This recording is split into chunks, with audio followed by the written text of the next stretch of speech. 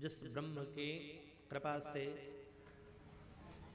मूर्ख को ज्ञान की प्राप्ति होती है, जिस ब्रह्म की कृपा से पंगु पर्वत नांग जाता है, जिस ब्रह्म की कृपा से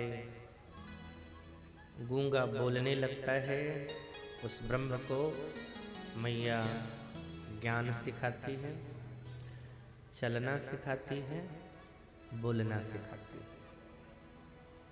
लाला, ये तेरे बाल, नाक, आँख, हाथ, पैर और भगवान अब ये सब पहचानने लगे।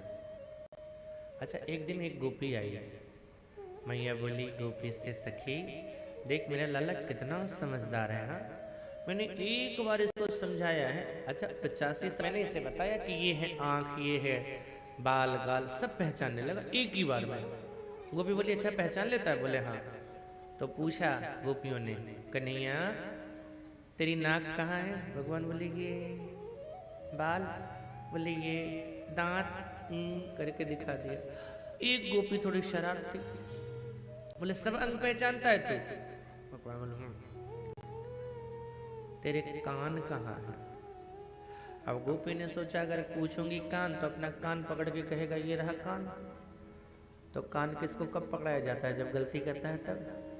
तो गोपियां कहेंगे देखा, ब्रह्म को भी मैंने कान पकड़वा दिया, वो भी बिना गलती के। तो गोपियों ने पूछा बता तेरे कान कहाँ है? अब ये तो कन्हैया है, दुनिया को तो ये फंसाता है, इसी को फंसाने चलिए। अब भगवान ने सोचा अगर पकड़ के कहता हूँ ये रहा कान तो कहेगी कान पकड़वा दिया ना, और नहीं अगर कहता हूँ तो फिर ये मैया से कहेगी अरे यशोदा इसे और समझा और सिखा। अभी सारे अंग की पहचान इसको नहीं है, ये मैया को सुनना पड़ेगा। सो भगवान खड़े हो गए। गोपी बोली जा कहाँ रहा है बताइयो, कान कहाँ है? भगवान बोले बताता हूँ, चिंता मत कर। गोपी के पास आ गए घूम के, कान बताऊं कहाँ है? बोले हाँ। गोपी के कान को कस के पकड़ा और खींच के बोले ये रहा कान। वो तो कान पकड़ती हुई गई, बोले ये तो बड़ा समझदार है, सच्ची में समझदार है। अच्छा, भगवान अब चलने लगे धीरे धीरे। अच्छा, चलते चलते सबसे पहले अभी नंद की ड्योढ़ी पार करना चाहते हैं। पुराने जमाने में वो जो दरवाजा चौखट जो हुआ करता था ना, वो बहुत ऊंचा, तो भगवान इधर से किसी तरह से चढ़ तो गए, अब उधर उतरना चाह रहे तो हाथ नहीं पहुंच रहा, वापस आना चाह रहे हैं तो पैर नहीं पहुंच रहा, पेट पर ही रह गए लटक करके। कुछ देर के बाद पेट दर्द होने लगा, चीखने लगे मैया बचैयो, मैया बचैयो। सुखदेव जी ने कहा राजन देखो इस ब्रह्म को, जिसने 2 पग में 14 भुवन को नाप लिया, आज वो नंद की ड्योढ़ी नहीं पार कर पा रहा, लेकिन एक दिन पार कर ही गए। और पार कर गए तो सीधे पहुंचे कहाँ? गौशाला। और गौशाला पहुंच के सुरभि जो बैठी हुई थी, दाऊ जी ने एक तरफ सिंह पकड़ी और दूसरी तरफ भगवान ने पकड़ी, और पकड़ के हिलाने लगे ऐसे गैया को। और गैया तो गैया कुछ देर बैठी रही, उसके बाद उठ गई, और उठ गई तो दोनों श्रीमान जी लटकते चले गए। सुखदेव जी ने कहा देख परीक्षित एक और ब्रह्म को, ये लटकंत ब्रह्म है। ऐसा ब्रह्म तुमने कहीं नहीं देखा होगा कि गाय के सिंग से लटका हुआ है। अब भगवान फिर चीखे, भगवान ने सोचा छोड़ता हूं तो नीचे गिरूंगा, चीखे मैया बचैयो, मैया बचैयो। लेकिन मैया जब तक आती तब तक इनके हाथ में भी कितनी देर ताकत रहती, गिर गए नीचे। जैसे गिरे नीचे, अब भगवान को लगा मैया उधर से आ रही होगी, और जब जब मैं नीचे से ऊपर से नीचे गिरा हूं, मैया ने गोबर लगाया है, गोमूत्र लगाया है। वो तो पवित्र करने के लिए, राक्षसों का स्पर्श होता था तो पवित्र करने के लिए थोड़ा सा लगा देती थी। अब भगवान को लगा फिर ऊपर से गिरा हूं, तो आकर के मैया फिर लगाएगी, तो वो क्यों लगाएगी, हम खुद लगा लेते हैं। तो जितना गोबर था पूरा हाथ में उठाया और पूरा यहाँ से यहाँ तक रगड़ लिया। अब उधर से यशोदा आई और देखा इस तरह से, बोली क्यों रे, एक तो पहले से इतना गोरा है और एक गोबर लगा के और गोरा बनेगा तो। पंकाभिषिक्त सकलम वैभवम विलोक्यम दामोदरम वदति कोपवशाद। यशोदा क्रोध में आके बोली त्वं सुकरोसि गत जन्मनि पूतना रे। क्यों रे, पिछले जन्म में सुअर था क्या, इतनी गंदगी में पड़ा हुआ है? भगवान ने यशोदा की ओर देखा, बोले मैया तो ये कैसे पता हो, मैं 12 तो था ही पिछले जन्म का। भगवान मैया को समस्त अवतारों का दर्शन करवाते। एक बार ना राम अवतार का दर्शन करवा दिया। रात में मैया को भगवान कहते थे, मैया कहानी सुनाओ कहानी। तो यशोदा बोली, तो मैं कहानी सुनाऊंगी ना तो तुझे बीच में हूं करना पड़ेगा। पहले के समय में बच्चे कहानी से सोते थे, नानी सुनाती थी कहानी। आजकल तो बच्चों का बचपना ही खत्म हो गया है। मोबाइल, कहानी भी मोबाइल सुनाता है, खिलौना भी उसका मोबाइल ही है। मोबाइल देखता है तो खाता है, मोबाइल देखता है तो पीता है, मोबाइल छीन लो तो रोता है। तो बोले तुम्हें हूं कहना पड़ेगा। मैया बोली, भगवान बोले ठीक है। अब भगवान को कहना शुरू किया, कृष्ण कन्हैया। बोले हाँ। रामो नाम बभूव, राम नाम के एक राजा थे। कहानी सुनाई। रामो नाम बभूव, भगवान बोले तद बलाति सीतेति, उनकी पत्नी का नाम सीता था। भगवान बोले तो पिता की आज्ञा मान करके जंगल गए। भगवान बोले वासा पंचवटी वने विचरतः, पिता का आदेश मान करके जंगल गए और जंगल में घूम रहे थे। भगवान ने कहा और जैसे ही कहा वासा पंचवटी वने विचरतः ताम आहरद रावण, जैसे ही मैया ने कहा ताम आहरद रावण, सीता को रावण ने हरण कर लिया। और इतना कहना, सो रहे थे, खड़े हो गए। सौमित्रे क्वधनु, मेरे रहते हुए रावण मेरी प्रिया सीता का हरण कर नहीं सकता है, मैं इसका अभिवध कर दूंगा। और पूरा जोश में आके स्वेद के कण आ गए भगवान के चेहरे पे। कार्तिक का महीना था, फिर भी भगवान के चेहरे पर पसीना आ गया, इतने जोश में आ गया मानो मैं राम हूं। लक्ष्मण मेरे धनुष को लाओ, मेरे रहते हुए सीता का हरण नहीं होगा। मैया को लगा क्या इसको हो गया, अच्छे खासी कहानी सुना रहे थे, ये क्या करने लगा।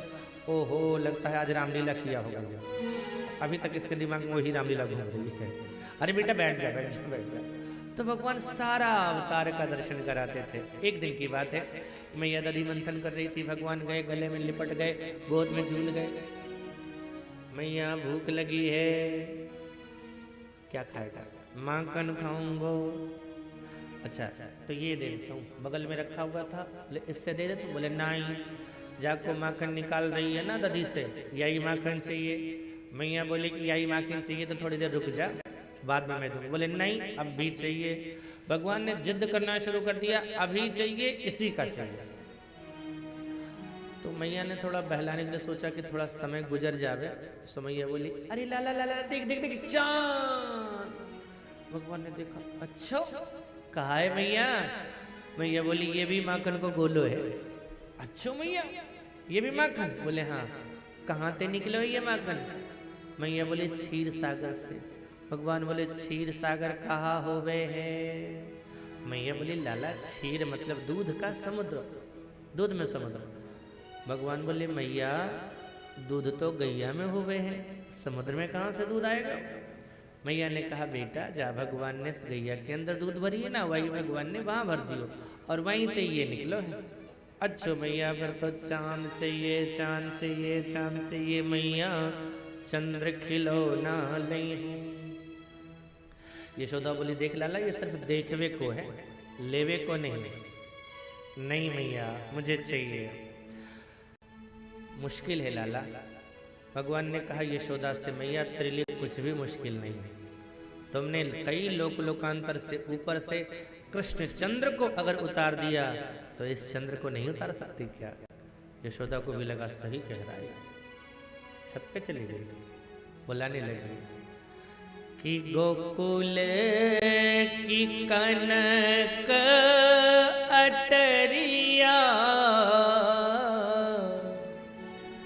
से चम चम चमकत है।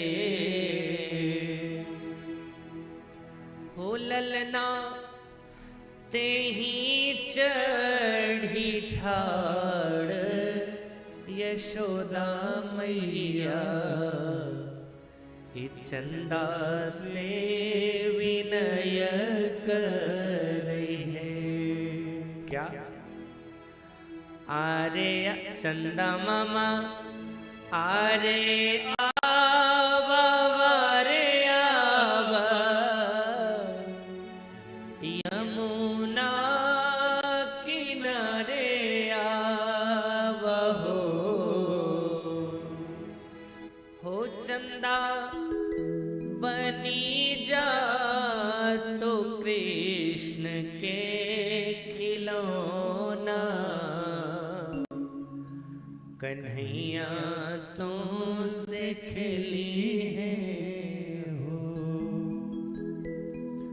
माँ बुलावे यशोदा माँ और चांद ना आवे, हो सकता है ऐसा? चंदा वहां से बात किया, मैया आज तो जाऊंगा लेकिन एक बात बताओ, इतनी दूरी की यात्रा करेंगे, चलते चलते भूख लग जाएगी, कुछ खिलाओगे या ऐसे खाली वापस भेज दोगे? मैया बोली ना, कामधेनु गाय के दहियावा, वो सुधा डेरी वाला दूध नहीं, उसका दही नहीं, कामधेनु गाय के दहियावा और भतवा खिलैबो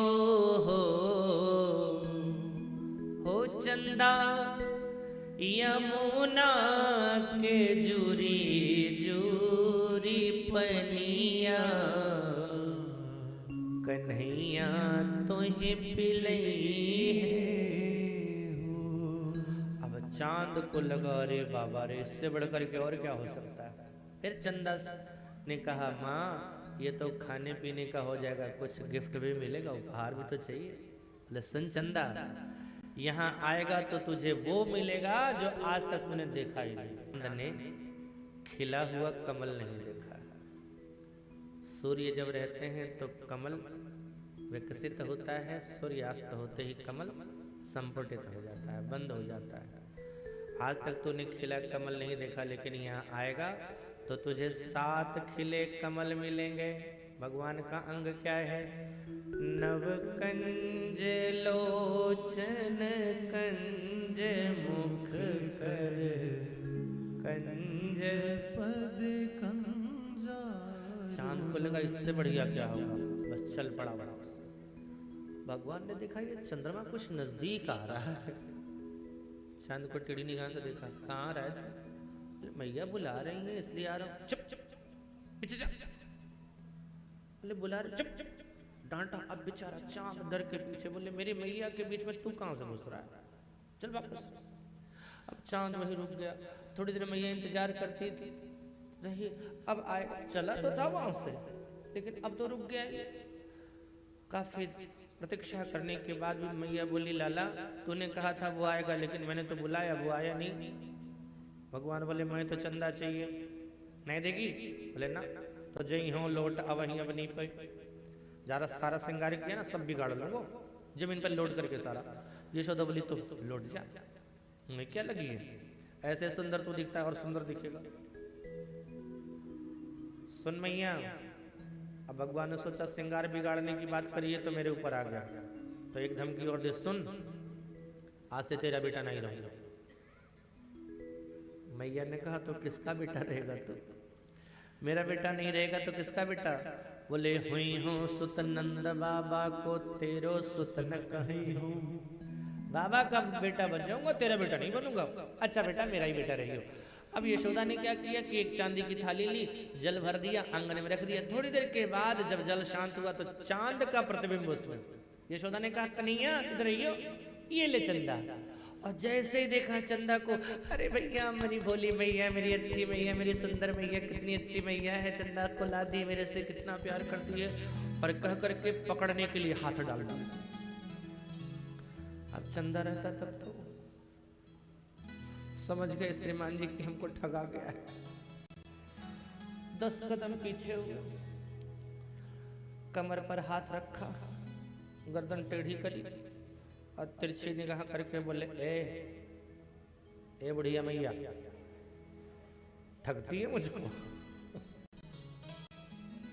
ये चांद है। तो यशोदा को लगा कि अभी से इतना दिमाग लगा रही है। तो यशोदा ने बात बदलने, अरे लाला छोड़ मुझे, मैं तुझे चांद से भी अच्छी बहू ला दूंगी। और जैसे मैया ने कहा बहू, भगवान चांद को भूल गए। बहू चाहिए, बहू चाहिए, बहू चाहिए, बहू चाहिए, बहू चाहिए। यशोदा बोली, कैसी बहू चाहिए ये तो बता दे, कैसी बहू चाहिए? भगवान बोले, ऐसी बहू चाहिए कि जहां जाऊं साथ साथ जाए, यहां तक कि गैया चराने जाऊं तो पैकेट में रख करके जाऊं उसको, ऐसी बहू चाहिए। यशोदा बोली, गुड़िया चाहिए? बोले ना, सच्ची वाली चाहिए। यशोदा बोली, किसी को देखा है? भगवान बोले, हाँ सुना है। किसको? ले राधिका गोरी से उम्र की थोड़ी से, मैया करा दे मेरो ब्याह राधिका गोरी से, उम्र की छोड़ी से, मैया करा दे मेरो ब्याह। अरे ये बंधन है प्यार का राधिका गोरी से, बिरज की छोरी से, मैया करा दे मेरो ब्याह।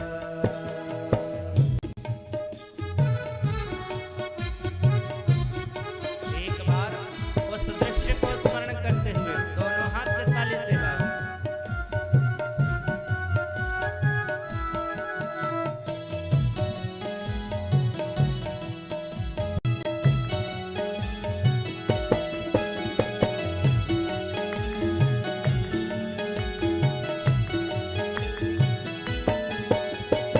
भगवान बोले, मैया सोच, छोटी सी दुल्हनिया तेरे अंगना में खेलेगी, छोटी सी दुल्हनिया तेरे अंगना में खेलेगी, तेरे सामने मैया वह घूंघट ना खोलेगी, तेरे सामने मैया वह घूंघट ना खोलेगी। ताऊ से जा कहो, हाँ कहो, बैठेंगे द्वार पे राधिका गोरी से, बिरज की छोरी से, मैया करा दे मेरो ब्याह।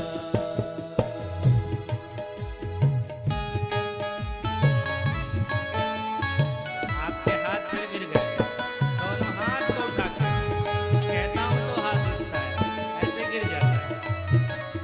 हाँ।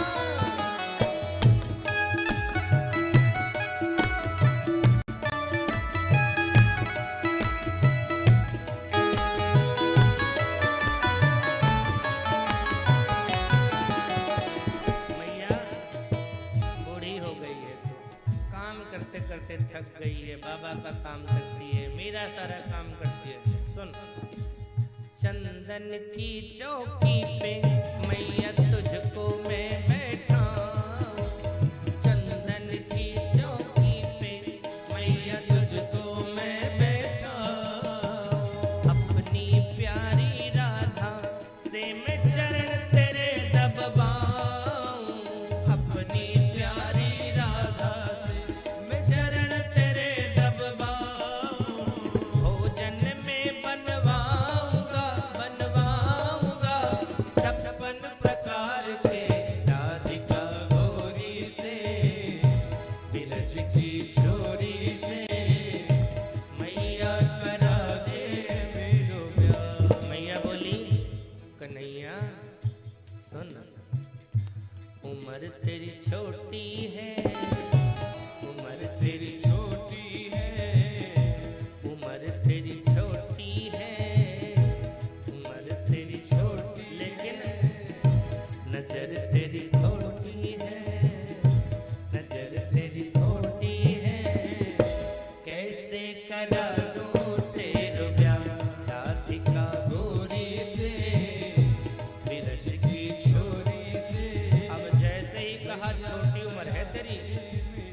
को गुस्सा आया, बोले ए मैया सुन, जो नहीं ब्याह कराए तेरी गैया नहीं चराओ, जो नहीं ब्याह कराए तेरी गैया नहीं चराओ।